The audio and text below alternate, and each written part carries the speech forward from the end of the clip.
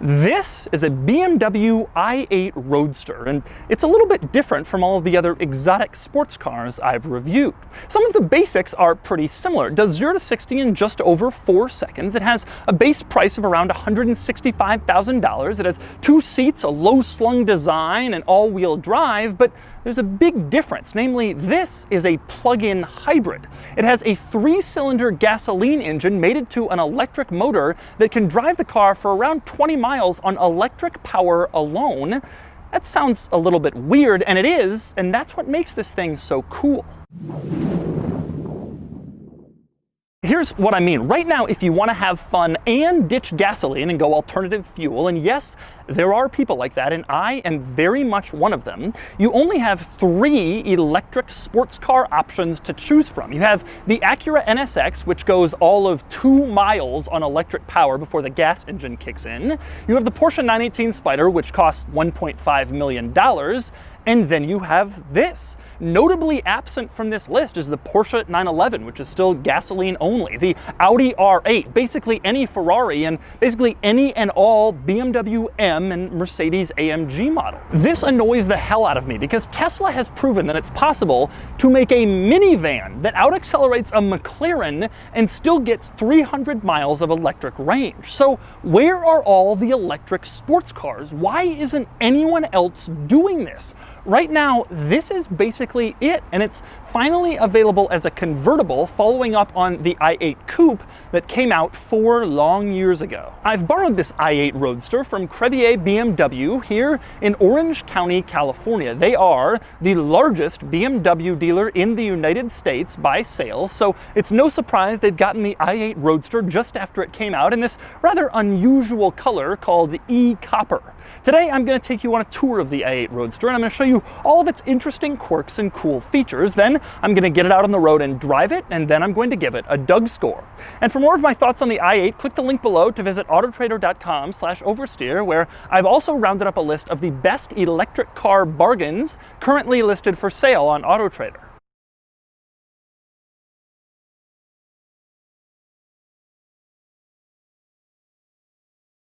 Now I'm going to start back here with my favorite design detail of the i8, and that is the fact that you have the roof line coming down here and you have this wheel arch coming up here, but they don't quite meet. Instead, this is a hole. It's fluid, so air can pass through it for better aerodynamics, and I think it's just one of the coolest looks. When you see this car on the side, you might think there's not a hole here, but when you look at it from this angle, you can tell that there is, and that is a neat little trick. And BMW makes cool use of the hole and how it ends up in the back. Namely, there's a little gap here, and the turn signal is on top, and then the brake light kind of comes around and covers everything on the bottom, and then the gap is in the middle, and it ends up being one of the coolest turn signal taillight designs in the industry too. It's a very cool look in the back of this car. And since we're around back in the i8, something worth mentioning back here, if you look closely at the rear styling of the i8, you will see that it looks like it is giving birth to a Porsche 911. Here's what I mean. Here is the back of a Porsche 911. Okay, you see how that looks. And then come back to the back of the i8, and you can see that the rear of the i8 looks like it is sort of around this center panel, and this center panel looks just like a 911. It looks like a 911 is sort of popping out the back of an i8. It's one of those things you don't see until it's pointed out to you, and then when it is pointed out to you, you can't unsee it. And now every time I'm behind an i8 in traffic, I look at the back and I think that there's a 911 coming out the rear of the i8. But next we move on to what might just be the i8's craziest rear characteristic, and that would be the exhaust. Now check this out, the i8 has dual rear exhaust. This in spite of the fact that it's only a 3-cylinder gasoline engine. If you thought dual exhaust might be overkill, well, you're correct.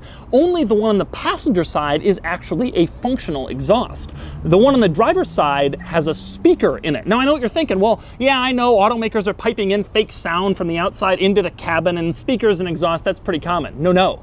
This isn't for the interior, this is for the exterior. When you're going full throttle in your i8, the speaker inside the exhaust on the driver's side sends out noise to make the car seem louder and more aggressive than it actually is. So one of the tailpipes in the i8 is not actually a tailpipe, it is a speaker to enhance the car's engine note to bystanders. That is one of the most bizarre things I've ever heard. Next up, moving down the side, another interesting i8 item is the fact that the i8 Roadster says Roadster in this little panel behind the front windows to emphasize that it isn't the crappy, basic fixed roof coupe version. Now, that's not all that uncommon. Automakers do that a lot. The weird thing is that the coupe now says coupe on it.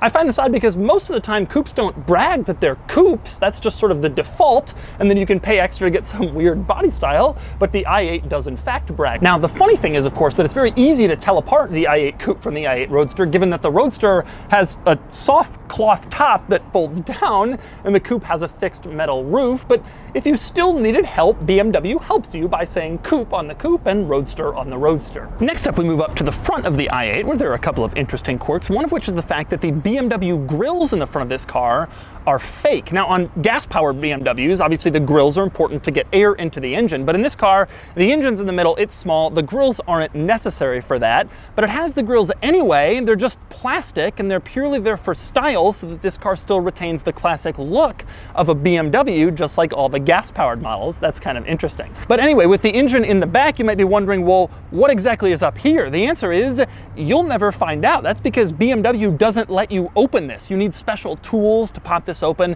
and get it open. That's because the electric motor is under here, and also a lot of high voltage wires, and if you open this, BMW figures, you'll probably hurt yourself, which frankly is probably true. Now, the other interesting thing up here is this vent. Now, this vent dissipates heat, and on earlier i8 models, it was very large, but what BMW was finding was it was so big, it was sending a lot of hot air from the electric motor basically into the cabin on the Roadster. So when they came out with the Roadster, they changed this vent so that it's a lot smaller, and they redesigned sort of the airflow, so now hot air isn't sent directly into the cabin every time you have the roof down. Now, next up, we move on to the doors, and the doors are noteworthy because they're not the same boring, normal doors from your car. No. The i8 has cool car doors. They open up like this, and you got to admit, that looks pretty cool. Now, in order to open them, you stick your hand in sort of this hidden little cubby behind the door. There's a latch there, and then it pops open, and the door is up for all to see how cool you are. And with the door open, there are a couple of interesting quirks worth noting, one of which is closing it again. Now, instead of having to place your hand here and get handprints all over the door when you close it, BMW has placed a little plastic cubby right here, the same one you use to open the door, so you can just put your hand in here and close it, and the door still looks nice. Now, the other interesting thing about the door is that there's a keyhole in it. It's hidden. Obviously, you don't see it when you look at the side of the car, but if you go over on the driver's side, there's a little keyhole sort of hidden in that cubby. So if the electronic mechanism to open the doors fails, or if the battery in your key fob fails to unlock them, you can still stick in a manual key to open up the doors in your i8.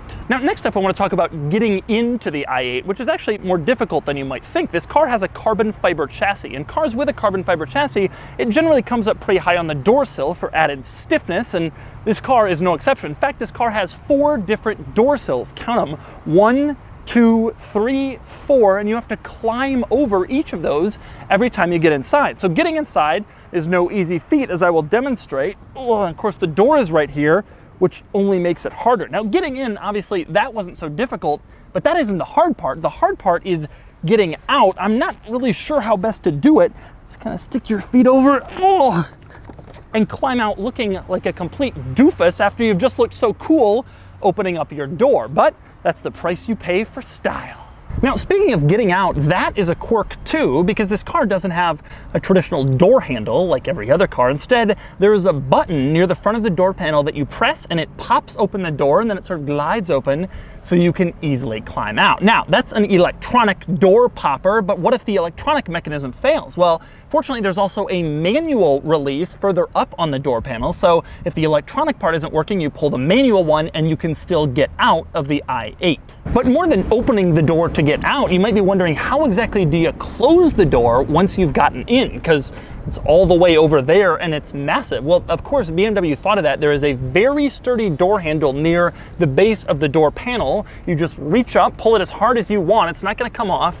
and the door closes actually pretty easily. Not as easy as a regular door, but easily enough. But if you're like me, you're probably wondering, why even bother closing the door? Can you drive around with the doors up? And the answer to that question is yes, you can. You have to have your seatbelt on, or else the car will automatically place itself in park when you try to drive away. But if you put your seatbelt on, you can drive with the doors up, as I demonstrated when I reviewed the i8 Coupe several years ago.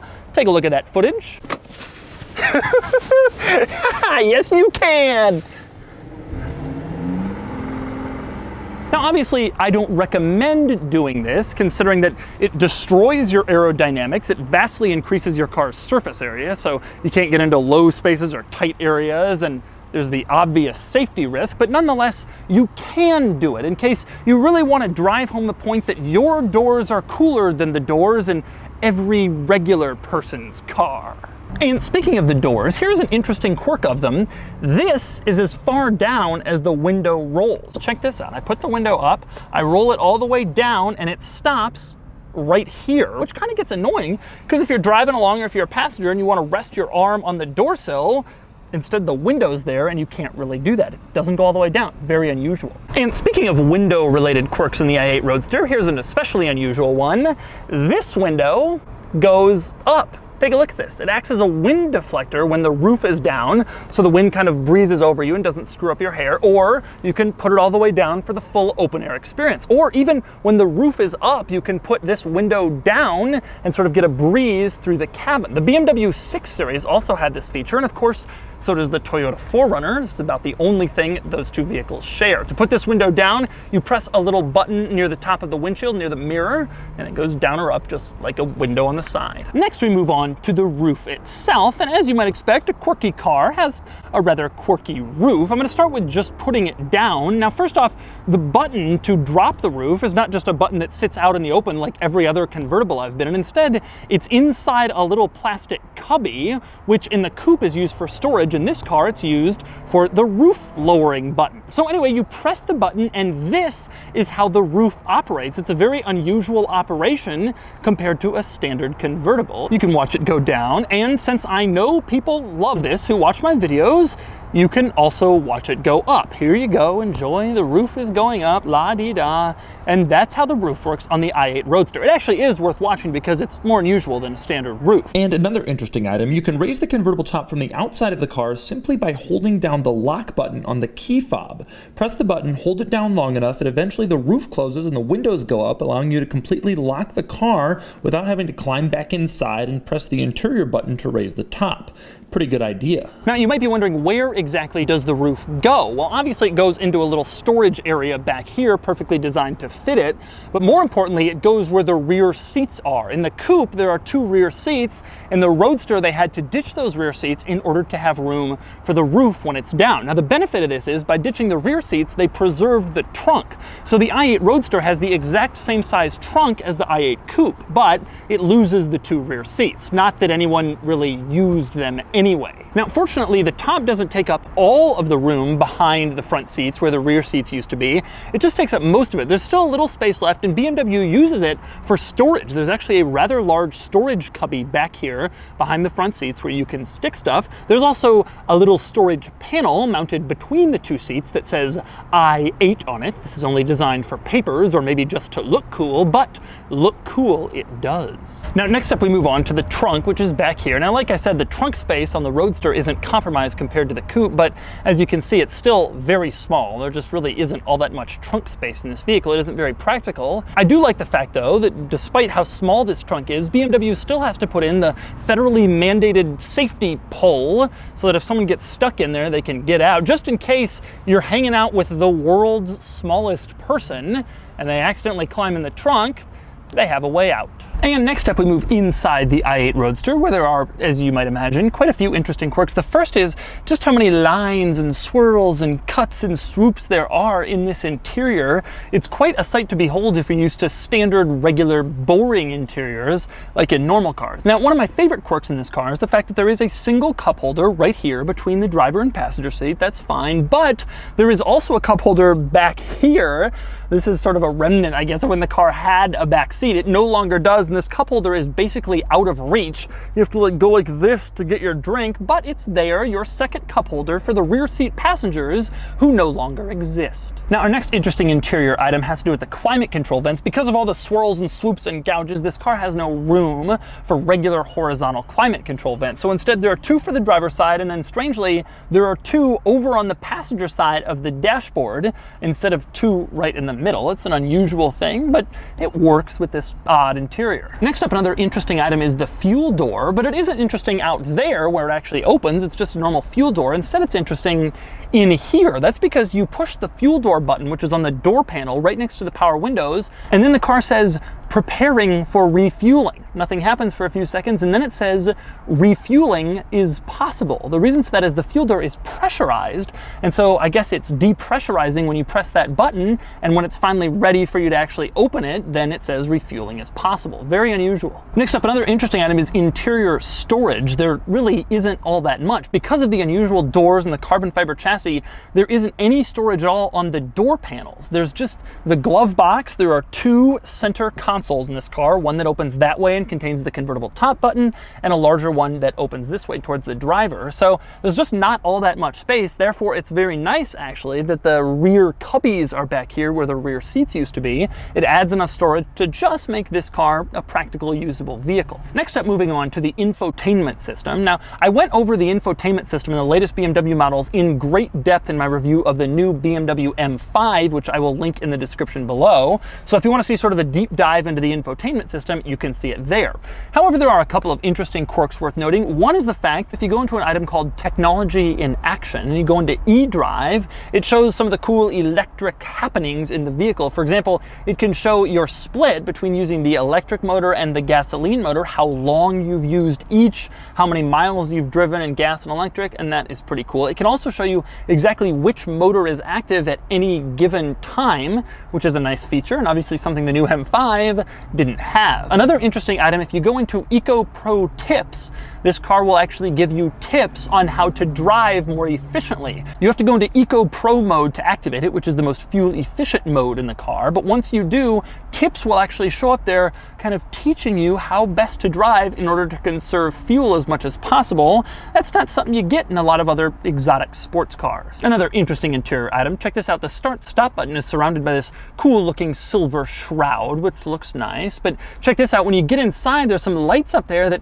sort of blink red, goading you into pressing the start-stop button. When you actually do turn on the car, those lights turn blue to let you know that it's on. And so those are the quirks and features of the rather quirky i8 Roadster. Now it's time to get it out on the road and drive it. All right, driving the i8 Roadster. Top down, because you gotta. Now, first impression, the driving position is actually pretty good. This car, you'll notice when you see it on the street, it isn't quite as low as some of the other exotics. It clearly kind of comes up a little bit more for more headroom. The result is that I fit in without any problems. It's actually really comfortable in here, even though it has sort of that cool exotic car look, and those things don't always go hand in hand.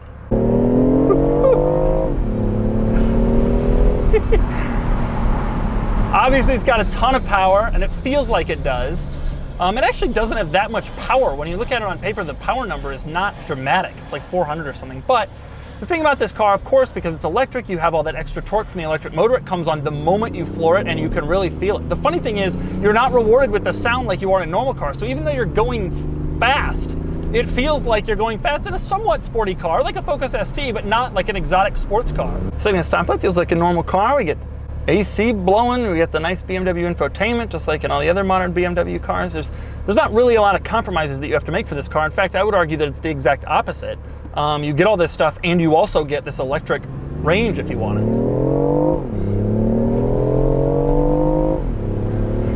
The car is surprisingly quick. It really is. Especially everything you hear about i8. Oh, i8, it's electric, and plug it in. Yeah, it's still a lot of fun. Cornering is good. The steering doesn't quite feel as vague as other modern BMWs. It's actually a little bit less light. The steering is pretty precise. The car corner is quite flat, which is impressive. I would imagine that's because there's so much weight at the bottom with the battery and stuff down there. The seats aren't very tightly bolstered, but they don't really have to be. I don't find myself really sliding around in corners. The steering is very good, very precise, not quite at the level of AMG GTR, Huracan, the sort of the class of the segment, the craziest high-performance cars. but it is good. The steering is nice and quick. The ride is very comfortable, and I actually think this is a benefit of this car. I think anyone who compares it to 911 Turbo and that sort of thing is missing the point a little bit. This is definitely more of a Grand Tourer car. To me, it reminds me more of Aston Martin, and I find it to be more desirable. Whew.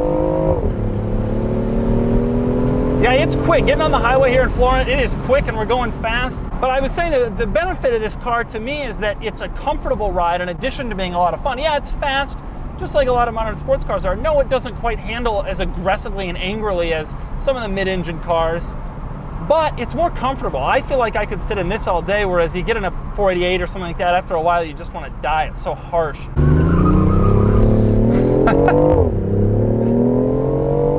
Now, turning around there, I U-turned and sort of stepped on it, and it breaks loose a little bit. Even though it's all-wheel drive, the car, there's no doubt about it, the car is a little bit under-tired. And the reason for that is you have to put on sort of economy tires. This is an economy vehicle. It's a plug-in hybrid electric car. And so BMW has struck kind of an interesting balance of having economy tires and having grippy tires. Everything I've read says they've done a good job, but there is a little whine at the very limit. And so that's the 2019 BMW i8 Roadster. This is not the fastest sports car on the market, nor is it the newest design, though I still think it looks pretty futuristic. But it does show us that electric cars can be cool, and that the future of the automobile doesn't have to be electric pods that automatically drive us around while we scroll through Instagram or take a nap. This is an electric car, and it's also fun, and it's thrilling, and it's cool, and it's a real sports car. I just wish other automakers would follow suit. Anyway, now it's time to give it a Doug score. Starting with the weekend categories and styling, the i8 is head-turning and cool-looking, but not necessarily beautiful. It gets an easy 7 out of 10. Acceleration does 0 to 60 in 4.4 seconds, which gives it a 7 out of 10. Handling is sharp, but not quite on the level of supercars, and it gets a 7 out of 10. Fun factor is good. The i8 is enjoyable to drive, but I find it a bit more relaxing than I do thrilling or exciting, and it gets a 6 out of 10. Cool factor is high, though. Car enthusiasts have gotten used to it, but regular people still freak out when they see the i8, and it gets a 7 out of 10 for a total weekend score of 34 out of 50. Next up are the daily categories, starting with features. It has good equipment, but it's probably only worthy of a 6. However, the plug-in hybrid tech gives it a little boost to get a 7 out of 10. Comfort is good. The i8 is nice and relaxed with comfortable seats and a smooth driving experience, and it gets a 6 out of 10, which is pretty high for a car like this. Next up is quality, which is fine. The interior is nice enough, though I do worry about long-term reliability, and it gets a 7 out of 10. Practicality is abysmal. There are only 2 seats, and the trunk is laughably small, and it gets a 2 out of 10. Finally, there's value. The i8 is expensive given its performance numbers, but it's also striking and cool and nice to drive. Also, used examples of the coupe haven't depreciated as much as I would have expected, so it might hold its value decently well, and it gets a 6 out of 10 for a total daily score of 28 out of 50.